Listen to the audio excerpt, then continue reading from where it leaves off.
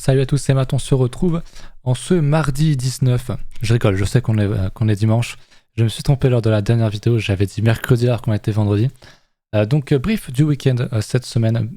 Tilt ne peut pas être là non plus. Par contre, il fera une vidéo demain. Donc voilà, je tenais quand même à vous le dire. Je voulais vous montrer quelque chose sur Twitter rapidement. On a Bill Gates qui charge encore et encore et encore sur Bitcoin. Il attaque encore et encore Bitcoin. Je sais pas s'il y en a qui étaient là en 2017. Mais à l'époque, Goldman Sachs disait la même chose dans le bear market. Et en fait, on a appris quelques années plus tard qu'ils étaient en train de charger, en fait. Ils étaient en train de proposer des services liés aux crypto et même alors, eux, je sais plus si c'était eux ou d'autres, mais il y avait pas mal d'instituts qui critiquaient à mort et qui en fait étaient en train de charger. Donc, est-ce que Bill Gates est en train de faire ça? Je sais pas. Honnêtement, c'est vrai qu'il a l'air quand même très très critique et c'est un boomer, lui pour lui, c'est l'heure ou rien. Donc, je pense pas qu'il charge. C'était un truc un peu humoristique parce que souvent, quand on charge, quand on prend des taquets sur Twitter, c'est souvent un bon endroit pour acheter. Hein, quand ils te disent de vendre, c'est souvent le bon endroit pour acheter et inversement. Donc voilà, je voulais vous le partager. C'est toujours marrant de voir ce genre de news très critiques envers BTC quand il tombe. Et puis quand il monte, il n'y a plus personne, quoi. TradingView. Du coup, au niveau de TradingView, moi je pense que la chart, vous la connaissez. Malheureusement, il y a encore beaucoup de monde sur les marchés. On l'a retesté dans l'ancien ATH, on est encore un petit peu dedans. On pourrait dire qu'on est sur l'order block ici. Gros petite structure qui a précédé un gros mouvement haussier. On pourrait trouver un stop ici de quelques jours, quelques semaines, je pense. Avec Tilt, on s'accorde un petit peu là-dessus. Bon, peut-être qu'on a besoin d'une respiration. On va surtout voir en daily. Mais ce serait pas aberrant de faire un. Voilà, on a un TD9 en plus. Je sais qu'on a un setup. Alors, on l'a pas encore en daily. En daily, on l'aura pas. Mais en H4, il y a un close. Il y a une divergence qui a eu lieu. Je crois qu'ils ont acheté. Donc on pourrait voir un petit rejet, hein. Ne serait-ce que, je sais pas, revenir chercher les 28K. Je pense pas qu'on ait recherché les 30K ou plus, mais les 28K pourraient être une très bonne target de full TP si on devait y aller. Donc honnêtement, c'est tellement bearish que c'est compliqué quand même d'acheter un truc comme ça. Faut être honnête. Mais voilà, sur le H4, qu'est-ce qu'on a? Sur le H4, on n'a pas encore réintégré ce niveau-là. J'aimerais vraiment qu'on réintègre ce lot-là. Pour racheter, typiquement, si on fait un truc comme ça, donc on a fait un gros bottom. Je pourrais prendre un achat ici pour viser l'autre niveau ou même viser un niveau un petit peu au-dessus, hein, pour aller mécher au-dessus du range. Ça pourrait être quelque chose de tout à fait faisable, mais pour l'instant on est quand même extrêmement bearish. Je veux dire, c'est quand même compliqué parce que t'achètes ici, c'est très clairement c'est contre-tendance. À part si tu passes en 15 minutes, globalement la tendance est haussière, mais sinon c'est vraiment très très contre-tendance. Au niveau des terres, il se fait déboîter aussi. Il est repassé dans les 1000, il a été passé à 3 digits il y a pas très longtemps. Il est repassé dans les 1000. Bon, voilà. Idéalement, je vous l'avais dit, hein, le mensuel, j'aimerais vraiment qu'il close dans cette box là, ça serait vraiment bien. Sinon, ça pue, on va pas se mentir. Ça pue au niveau des open interest. Alors, je l'ai mis un peu trop gros là. Au niveau des open interest. Du 24, je vous l'avais dit, il y a beaucoup de BTC en collate. On a enfin passé les 100 000. C'est monstrueux le nombre de pognon qu'il y a dedans. Je crois que c'est un record. À confirmer, mais il me semble que c'est un record. Max Pen Price transmis, il est encore très élevé. Alors, il diminue avec le temps. Parce que je pense que beaucoup ont des puts et beaucoup aussi entrent en call. Donc le max price diminue, mais il est encore très élevé pour le 24 juin, c'est dans 5 jours là. C'est pour ça que ça correspondrait bien avec un petit regain de marché. Alors on n'ira pas forcément à 30K, mais simplement faire ça pour le 24, faire un petit truc comme ça là. On va faire ça. On revient à 25 ou un truc comme ça pourquoi pas reprendre un short derrière. Ça pourrait pas être aberrant du tout. Et malheureusement, niveau psychologique avec Tilt, on est assez d'accord. Il y a encore trop de gens qui cherchent des bottoms. Bon, très court terme, les gens sont quand même sous l'eau et tout. Mais je pense que faire un plus haut pour revenir crever et refaire un petit plus bas derrière, ça serait vraiment le scénario parfait et range pendant des mois et des mois, globalement. Parce que là, il y a quand même beaucoup de monde sur le marché vu qu'il y a une grande volatilité. Ça se voit, hein, il y a beaucoup de volume ici. Beaucoup plus de volume quand on était dans le range. Hein. Regardez les volumes qu'il y a ici, regardez les volumes qu'il y a encore maintenant. Il y a beaucoup plus de trading, il y a beaucoup plus de positions ouvertes. On le voit aussi d'ailleurs sur l'open interest, hein, qui est juste ici. On voit donc c'est l'open interest. Je ne l'ai pas mis en contrat USD parce que si je le mets en USD, forcément le BTC tombe. Donc ce truc là tombe. Mais si vous regardez à l'instant T, il y a quand même encore beaucoup de monde. Il y a le marché tombe et pourtant l'open interest stagne. Et il monte, il descend, bon, pour moi il stagne. Vraiment, je me demande si on hard dump ici ou si on pump, si on revient à 25 000, je pense on verra ça sur l'open interest. Ce qui serait bien, parce qu'on laverait enfin pas mal de gens, quoi. Il y en a besoin. Je pense que vraiment, il y a du potentiel hein, pour revenir en dessous et tuer les gens petit à petit, et aussi sur un grand coup bien fort qui liquiderait pas mal de monde. Au niveau du funding, on est relativement plat. Bien sûr, il est quand même négatif depuis la baisse, mais bon, pour moi, c'est plus une information depuis longtemps. Il est bas, c'est bien, ça pourrait nous offrir un rebond, comme je le disais. Ça pourrait chercher 24, 25K. Je sais plus si j'ai un Vegas ou quoi. Typiquement, aller chercher. Alors, Vegas Daily, peut-être pas, il est à 36K. Mais le Vegas H4, voilà, le nuage rouge là, ça pourrait être un très très bon niveau de profit. Pourquoi pas avec un petit Fibo sur cette vague là. Venir chercher 50, 61.8. C'est un niveau qui marche très bien. Donc pour moi, c'est pas impossible si on trouve un achat sur ces niveaux-là. Au niveau de Kingfisher, ça bouge beaucoup en ce moment, forcément, vous l'avez vu, le prix bouge beaucoup. Peu de consolidation, donc il y a pas mal de gens qui vont all-in avec du levier à l'achat ou à la vente. Et bon, on a à nouveau des niveaux en haut à aller chercher, ce qui correspond un petit peu avec mon idée d'aller un peu plus haut. Bon, c'est 20K, 21K. Pour l'instant, c'est pas grand-chose. Mais voilà, ça bouge quand même pas trop mal sur le marché. J'ai pas regardé le Fear and Greed Index, mais je pense qu'on est à 6. Voilà, donc on est encore très bas. Encore une fois, on peut aller beaucoup plus bas. On fait un nouveau bottom dessus, mais on peut aller plus bas. On peut rester sur ces niveaux encore tellement longtemps que ouais, faut faire vraiment, vraiment, vraiment très, très attention. Je vais aller s'il y a des pumps niveau alt, vu que je sais que le Solana se comporte plutôt bien depuis 2 jours là, je crois. Mais aujourd'hui, ok, est-ce qu'il y a tout dans le top 100? Rien d'incroyable. Celsius, bon, on s'en fout, vu ce qui s'est passé dernièrement. Appcoin, ok, le Appcoin, pas mal. Le Leo Token aussi qui est en 10% aujourd'hui. Regardez Appcoin, tiens, voir un petit peu ce qu'il dit. Parce qu'il était très récent, du coup, listé sur Binance dès le début. Alors, Appcoin. Mais bon, faut pas se faire d'illusions, hein. Je pense qu'il n'y aura pas de bull market. Ah oui, d'accord. Ok, bon, on est en linéaire, donc forcément, c'est pas incroyable. Mais même en log, le truc se fait juste déboîter, donc il n'y a rien, aucune structure. Et éventuellement, je vais passer en H4. Mais c'est pareil que BTC, c'est du très court terme, hein. On a l'air de faire une structure qui est intéressante. Vous voyez, on a un petit range là. On a un range très intéressant ici. Et ici, on a l'air de vouloir casser à la hausse et de pourquoi pas recasser cette déviation là. Ce serait très bien.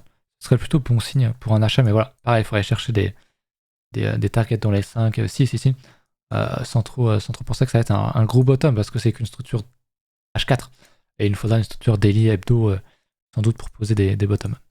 Donc rien d'incroyable encore, mais voilà, à force de tomber, forcément on aura un rebond, peut-être un rebond type ce qu'on a eu ici, hein, donc un petit truc qu'on monte un peu, puis derrière on vient reconsolider ou retomber. Donc franchement attention pour les cryptos, pour le DSA, je pense qu'on est quand même sur des niveaux qui commencent à être très intéressants, mais il faut y aller très mollo parce que je pense qu'on peut encore pour l'instant aller plus bas.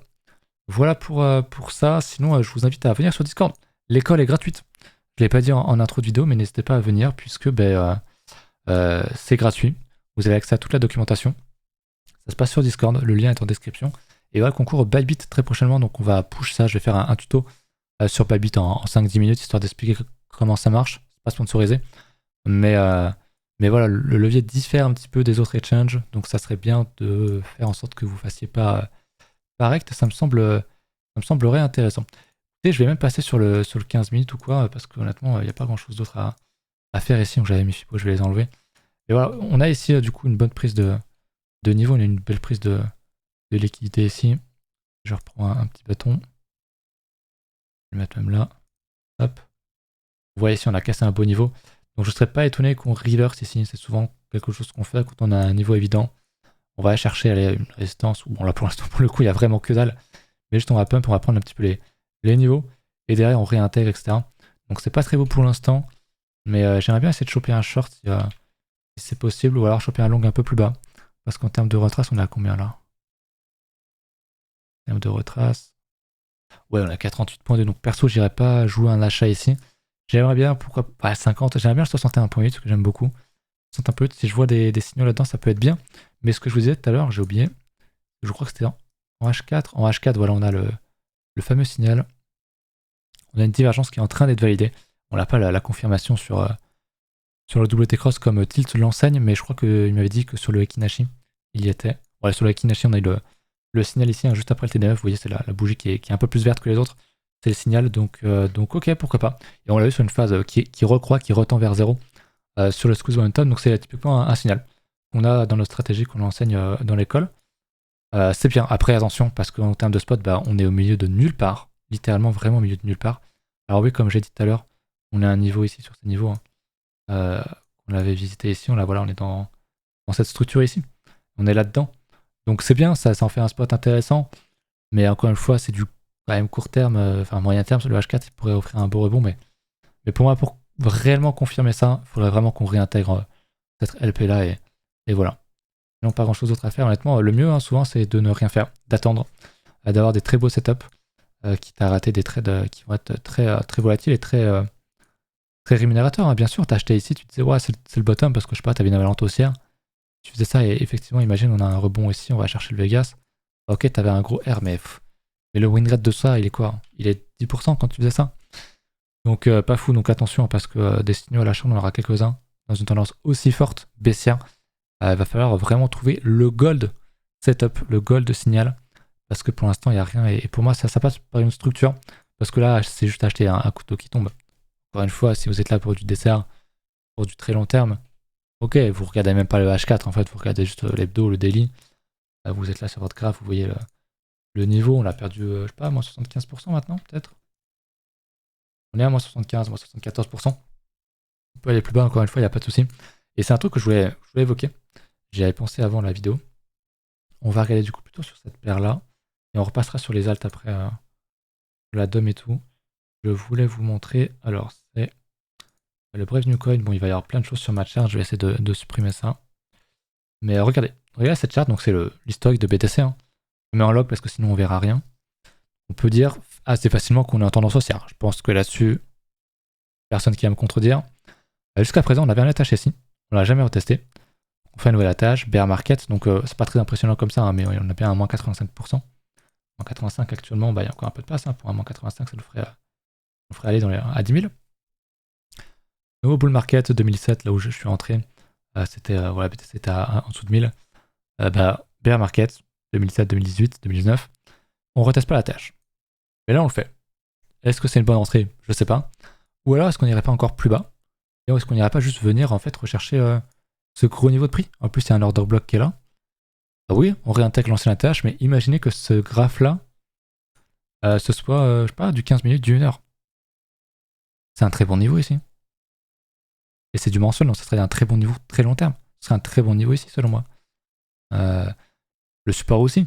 Mais c'est vrai que je préfère quand même order block maintenant, parce que souvent, on va creuser un petit peu les supports très évidents, et on va aller chercher vraiment les structures ici qui ont précédé un gros momentum. Donc techniquement, ça serait un bon niveau. Alors je sais qu'en termes de cycle, ça ferait très peur parce qu'on réintègre un attache, on l'a jamais fait. Mais voilà, les cycles changent. C'est de moins en moins haussier, c'est de plus en plus long. On peut pas faire comme ce qu'on a fait de 2015 à 2017. On a fait, si j'arrive à lire, on est à 10 000% quelque chose. 11 000%. On l'a pas fait 11 000% ici. On a fait la moitié, je pense. On a fait 1900%. Prochain, on fera peut-être que 700%. On va s'arrêter à 100 000. Voilà. Donc on pourrait avoir un gros bear market aussi de plusieurs années, ou même s'il y a le halving machin, on pourrait. Alors forcément si je dessine, ça va tout me remettre, je vais cacher ça parce que c'est moche. Mais il faut pas oublier le cas où, par exemple, Microsoft avec cette charte là, et à un moment donné, tu peux pas avancer de bulle en bulle.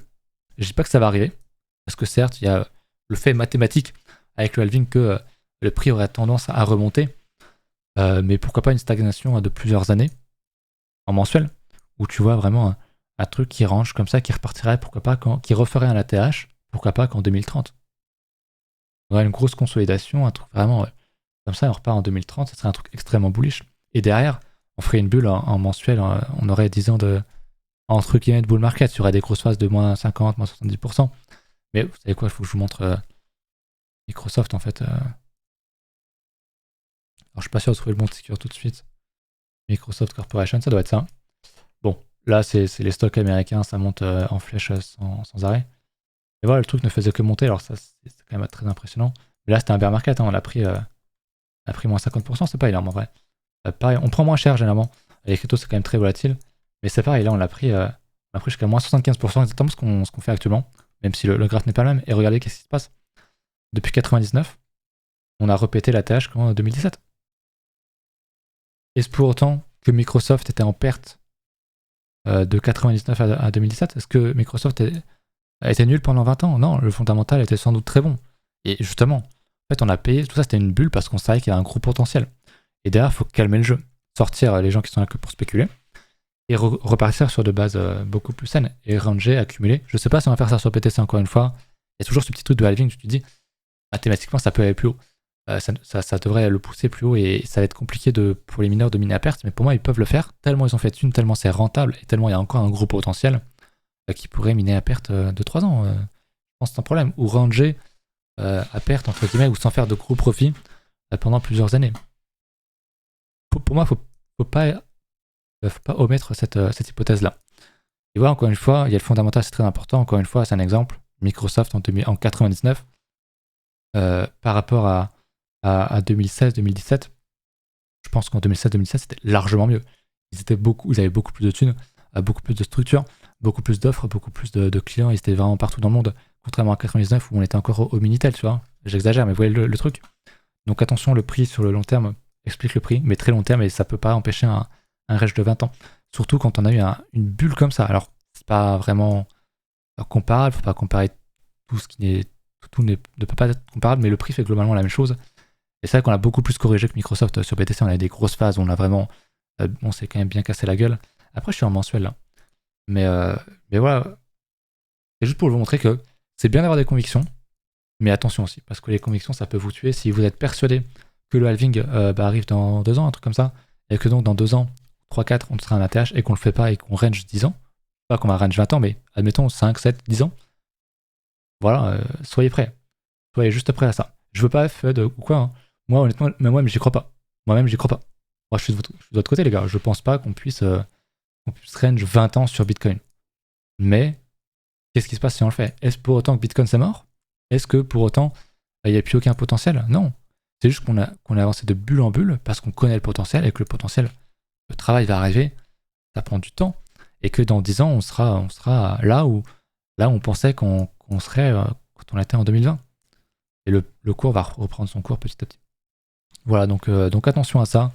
Ça paraît peu probable, mais encore une fois, on peut pas avancer de bulle en bulle. Enfin, on peut, techniquement.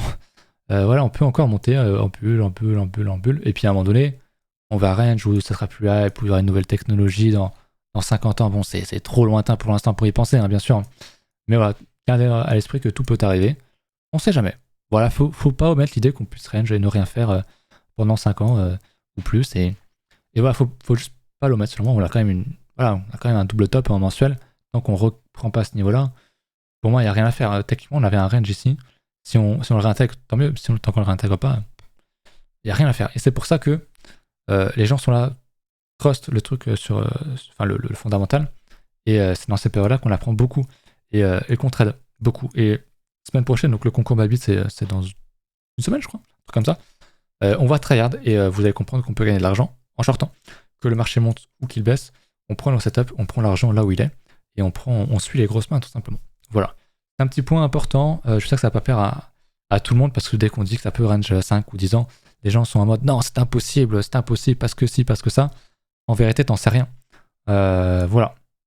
C'est comme les gens qui étaient là quand on était à 1K, à 60K, qui disaient quand on était là, c'est impossible qu'on aille plus bas parce que maintenant il y a des institutionnels et tout.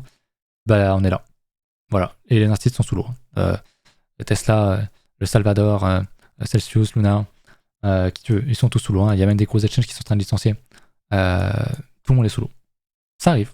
C'est comme ça. On sort ceux qui ont fait le plus de merde en fait. Parce que très clairement, quand on voit par exemple le hedge fund là, 3AC là, qui est un gros hedge fund, ils ont fait n'importe quoi. Genre ça, ils sont en perte de 1,5 milliard ou 2 milliards, je crois, un truc comme ça. Genre ça les met mal. Alors que les mecs avaient survécu à tout ce bordel. Alors peut-être qu'ils étaient peut-être pas là en 2007, mais ils avaient vécu ce bordel là. Ils sont déjà sous l'eau. Pareil, quand tu vois des crypto.com qui licencient, alors que franchement, le top, il était il y a pas si longtemps, les gars. Ils sont déjà sous l'eau. Alors imagine si on range, où est-ce qu'ils vont être plus tard? Heureusement, voilà, t'as les meilleurs. Alors c'est pas ceux qui vont lâcher le plus de thunes dans le marketing ou quoi. T'as Binance, comme vous le savez, qui veut embaucher 1500 personnes, je crois. T'as Kraken aussi. Kraken, mais plus personne parle de Kraken. Et pourtant, ils sont là, ils ont bien géré leur thunes et ils embauchent aussi. Il y en a d'autres. Donc voilà, faut sortir à ceux qui ont été le plus greedy. Et c'est malheureusement comme ça que ça marche. Qu'on le veuille ou non, c'est malheureusement comme ça que ça marche. Ça a été le cas ici, ça a été le cas. Ça sera le cas ici, ça sera le cas plus tard. C'est impossible qu'un actif monte tous les jours jusqu'à la lune. Il y a forcément des grosses phases de rect. Ça doit arriver. Donc il faut prendre son mal en patience, apprendre et repartir de plus belle. Voilà. Je pense que la vidéo était assez longue là-dessus. Je vous souhaite une bonne fin d'après-midi, une bonne soirée. J'espère que ça va. Niveau chaleur, pensez à venir sur le Discord encore une fois. Je pense vraiment que vous avez beaucoup à apprendre et nous aussi, ça va être sympa d'échanger avec plein de gens, apprendre les gens à intraday ou faire des petits swings. Ça peut être très bien, surtout pour passer le temps et penser à autre chose en fait, tout simplement. Voilà, je vous laisse là-dessus et puis à très bientôt. Salut.